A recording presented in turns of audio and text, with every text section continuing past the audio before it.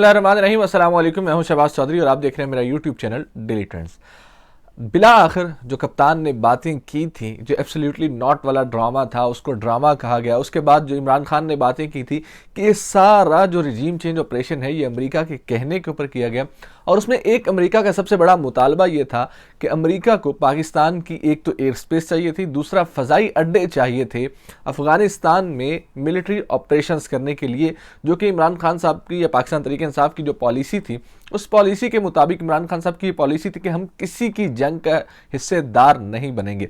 आज की सीएनएन की सबसे बड़ी जो खबर थी और सबसे जो मेन हेडलाइन थी, सीएनएन अमेरिका का सबसे बड़ा जो है अखबार है और ये चैनल भी है, उनकी जो आज की सबसे बड़ी हेडलाइन थी वो ये थी कि पाकिस्तान और अमेरिका का जो मुआहदा है एयर स्पेस यूज़ करने के लिए और फ़ज़ाई अड्डे यूज़ करने के लिए वो अपने आखिरी मराहल में पहुंच चुका है। बिला आखिर कप्तान की जो बातें हैं वो सच साबित हो रही हैं। और इसके बाद आज के जो हमारे वज़ीर ख़ारजा साहब हैं बिलावल भुट्टो साहब, जिसे हम इंटरनी वज़ीर ख़ारजा भी कहते हैं, वो कहते हैं कि मैं इंटर्नशिप कर रहा हूँ, और शायद यही पाकिस्तान पीपल्स पार्टी की पॉलिसी थी कि उन्हें वज़ीर ख़ारजा बनाया जाए और वज़ीर ख़ारजा बन के वो दुनिया के साथ ताल्लुकात जो बनाए पाकिस्तान पीपल्स पार्टी के लिए, और फिर अपना वज़ीर आज़म बनने की राह जो है वो हमवार करें, बिल्कुल वैसे ही जैसे जुल्फ़िकार अली भुट्टो साहब ने किया था। तो वह आज वज़ीर ख़ारजा साहब की भी एक स्टेटमेंट थी, उन्होंने ये कहा जी हम जो है अफ़गान वॉर के लिए या जो दहशत गर्दी अफ़गानिस्तान से जो पाकिस्तान में दहशत गर्दी आ रही है और अफ़गान वॉर के नतीजे में जो पाकिस्तान दहशत गर्दी का शिकार हो रहा है, अब जो अमेरिका है वो हमारे साथ ताउन करने के लिए तैयार है, वो हमें इमदाद देने के लिए तैयार है और दहशत गर्दों के साथ लड़ने के लिए भी तैयार है। ये सारी बातें इमरान खान साहब ने की थी और उस वक्त ये हुकूमत ये कहती थी कि हम किसी भी सूरत में ना तो फ़ज़ाई अड्डे देंगे और ना अमेरिका के साथ हमारा कोई इस तरह का गठजोड़ है। बिला आखिर आज वो सारी बातें सच साबित हो रही हैं। इमरान खान ने जो एक एक बात की थी कि पाकिस्तान की एयर स्पेस भी यूज़ की जाएगी, पाकिस्तान के फ़ज़ाई अड्डे यूज़ किए जाएंगे, अफ़गानिस्तान की जंग में पाकिस्तान को धकेला जाएगा, और उसके नतीजे में पाकिस्तान में क्या होगा, उसके नतीजे में पाकिस्तान में दहशत गर्दी आएगी, पाकिस्तान में एक दहशत गर्दी की नई लहर जन्म लेगी।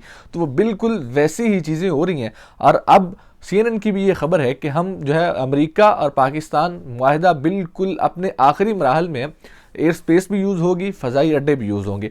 आज पाकिस्तान की जो अंदरूनी सियासत है उसके हवाले से भी पाकिस्तान तहरीक इंसाफ जो है वो कौमी असम्बली से इस्तीफ़े देने के लिए वो कोशिशें भी कर रही हैं। इस्तीफ़े तो वो मुकम्मल तौर पर दे चुके हैं, लेकिन वो स्पीकर की जानिब से मंजूर नहीं किए जा रहे। तो उसके बाद पाकिस्तान तहरीक इंसाफ काफ़ी दफ़ा जाके उस इस्तीफ़ों के मामलात में जाके स्पीकर से मिल भी चुकी है।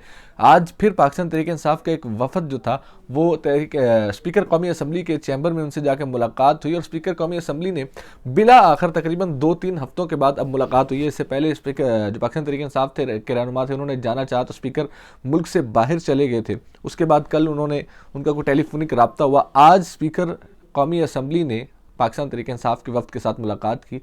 आज फिर वही बात दोहराएगी। पाकिस्तान तहरीक इंसाफ के लोगों ने 7 नुकाती एजेंडा जो है वो स्पीकर के हैंड ओवर किया और स्पीकर ने आगे से यही कहा कि हम जो है वो इस्तीफ़े सिर्फ उसी सूरत में मंजूर करेंगे जब 1 बाय 1 आके लोग मुझे तस्दीक करेंगे।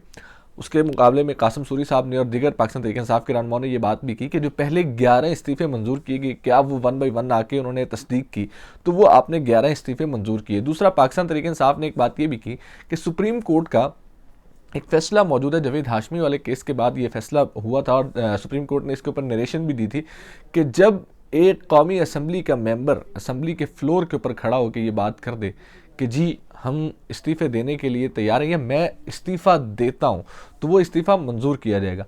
और दूसरा, ऑडियो लीक्स का आजकल बड़ा शोर है और ऑडियो लीक्स चल भी रही हैं। आज एक ताज़ा तरीन गिरफ्तारी भी हुई है ऑडियो लीक्स के मामले में। कल बुशरा बीबी की ऑडियो एक सामने आई, लीक हुई, बुशरा बीबी और जुल्फ़ी बुखारी की एक ऑडियो सामने आई। उससे पहले भी इमरान खान की ऑडियो सामने आई। वज़ीर दाखिला राना सनाउल्लाह साहब बार भाग ये कह चुके हैं कि पहले 13-14 मिनट की आई थी, अब 25 मिनट की ऑडियो भी सामने आएगी। उसके बाद जुल्फ़ी बुखारी और जो है वो बुशरा बीबी की ऑडियो सामने आई। इससे पहले शहबाज शरीफ साहब की ऑडियो सामने आई, मरीम नवाज़ की ऑडियो सामने आई। तो ऑडियो लीक्स का बड़ा एक खेल खेला जा रहा है। इस वक्त एक बहुत बड़ी गिरफ्तारी हो चुकी है वज़ीर आज़म ऑफिस के अंदर से, वज़ीर आज़म हाउस के अंदर से एक गिरफ्तारी हुई है। वो गिरफ्तारी ऑडियो लीक्स के मामले में, वो सारी डिटेल हम आपको इस वीडियो में बताएंगे। सबसे पहले बात करते हैं जो इम्पोर्टेड हुकूमत जो है वो इस वक्त तजर्बाकार हुकूमत, जो अपने आप को तजर्बाकार कह के आए थे, इस वक्त उनकी पॉलिसी ये है कि किसी न किसी तरीके से अमेरिका को खुश किया जाए और अमेरिका को खुश करके वहाँ से जो है वो डॉलर्स लिए जाएं, किसी न किसी तरीके से डॉलर्स लिए जाएं। यही वजह है कि आज की CNN की सबसे बड़ी खबर ये थी कि पाकिस्तान और अमेरिका जो है वो एक मुआहदे पे पहुंचने वाले हैं। अनकरीब वो मुआहदा कंप्लीट हो जाएगा जिसमें पाकिस्तान की एयर स्पेस भी यूज़ होगी अफ़गानिस्तान में मिलिट्री ऑपरेशंस के ख़िलाफ़, और जो है वो दोबारा से फ़ज़ाई अड्डे भी इस्तेमाल होंगे। याद रहे कि इससे पहले भी जब परवेज़ मुशर्रफ के दौर में तो बिल्कुल इसी तरह से पाकिस्तान के फ़ज़ाई जो है वो अड्डे भी इस्तेमाल हुए।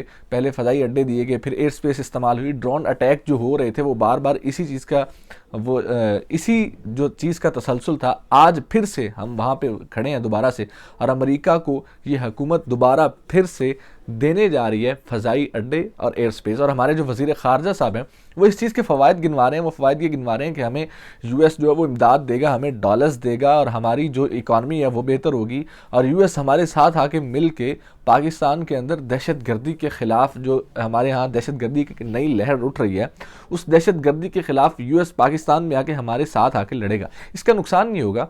नुकसान बेसिकली पहले भी हम तकरीबन पिछले 20 साल से किसी पराई जंग में अपना नुकसान कर रहे हैं, और यही वजह है कि पाकिस्तान के अंदर जो दहशतगर्दी की एक लहर थी वो उस पराई जंग की वजह से, हमारी अपनी कोई जंग नहीं थी। और इमरान खान साहब का ये मौक़िफ़ वाज़े था कि हम किसी की जंग का हिस्सा नहीं बनेंगे। वो अमेरिका की जंग है अफ़गानिस्तान के साथ, अमेरिका अफ़गानिस्तान के साथ जंग लड़े, हम उसके हिस्सेदार नहीं बनेंगे। हाँ, अगर अमन का प्रोसेस हो, जैसे पहले पाकिस्तान ने एक बड़ा किरदार अदा किया अफ़गान तालिबान और अमेरिका के दरमियान मुज़ाकरात के अंदर, पाकिस्तान का एक बड़ा अहम रोल था, और इमरान खान साहब की गवर्नमेंट का इसका बड़ा अहम रोल था, और उन्होंने रोल प्ले किया। इमरान खान साहब तब भी यही कहते थे कि पाकिस्तान रोल प्ले करेगा अमन के लिए, जहां अमन की ज़रूरत हुई, जंग बंदी की ज़रूरत होगी तो पाकिस्तान अपना रोल प्ले करेगा, लेकिन पाकिस्तान किसी की जंग में अपना हिस्सेदार नहीं बनेगा। उसका नुकसान ये होगा कि पाकिस्तान के अंदर दहशतगर्दी आई, हमने 80,000 जानें गंवाई, हमने बिलियंस ऑफ डॉलर्स अपनी इकॉनमी से गंवाए सिर्फ और सिर्फ इस दहशतगर्दी की जंग में। अब फिर से बिल्कुल वही होने जा रहा है, और वही जो है एक दफ़ा फिर से दोबारा से पाकिस्तान अपनी फ़ज़ाई स्पेस भी देने जा रहा है, और हमारे वज़ीर ख़ारजा साहब जो हैं वो इस चीज़ के फ़वाइद गिनवा रहे हैं।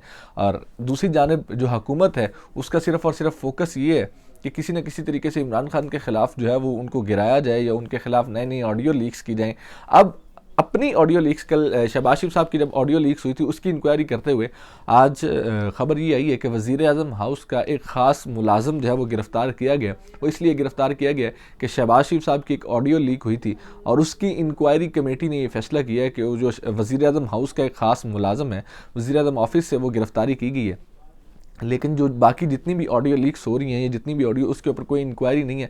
अलबत्ता शहबाज शरीफ साहब की जो ऑडियो लीक हुई है उसके हवाले से ज़रूर इंक्वायरी की भी गई है, और गिरफ्तारियां भी अमल में लाई जा रही हैं, और बहुत सारे नाम, बहुत इदारों के लोगों के नाम भी शामिल आ रहे हैं इसमें। मेजर अरसलान साहब हैं, एक पाकिस्तानी आर्मी से उनका ताल्लुक है, तो उनका नाम भी इस ऑडियो लीक्स के खेल में लिया जा रहा है। सोशल मीडिया के ऊपर भी बड़ी ये खबर चल रही है, और बहुत अहम ये बातें की जा रही हैं। दूसरी जानिब हालात ये हैं कि इस हुकूमत के जो अपने चहेते लोग थे, हालात इस कदर संगीन हो चुके हैं कि इस हुकूमत के जो अपने चहेते लोग थे वो भी यहाँ तक पहुँच चुके हैं कि शायद शहबाज शरीफ साहब के अंदर काबिलियत नहीं है। आज तलत हुसैन साहब ने एक ट्वीट किया कि उन्होंने कहा जी शहबाज शरीफ साहब मुल्क को चलाने के काबिल ही नहीं है। तो फिर अगर मुल्क को चलाने के काबिल नहीं है तो आप इनके कसीदे क्यों पढ़ रहे थे, और बार बार इनको ये बात क्यों की जा रही थी। अभी ये बात की जा रही है कि किसी न किसी तरीके से हुकूमत को सियासी शहीद बनाने के लिए दोबारा से टेक्नोक्रेट सेटअप लेके आएँ, और टेक्नोक्रेट सेटअप से सारे ये फैसले करवाए जाएँ, जिसका इमरान खान साहब ने बड़ी शिद्दत के साथ, आज फवाद चौधरी साहब ने कहा कि हमने उसकी मज़ाहमत भी की और हम मज़ाहमत करेंगे भी, हम किसी सूरत भी टेक्नोक्रेट जो गवर्नमेंट है उसको कबूल नहीं करेंगे। तो इसी के साथ मुझे दीजिए इजाज़त, और देखते रहिए डेली ट्रेंड्स।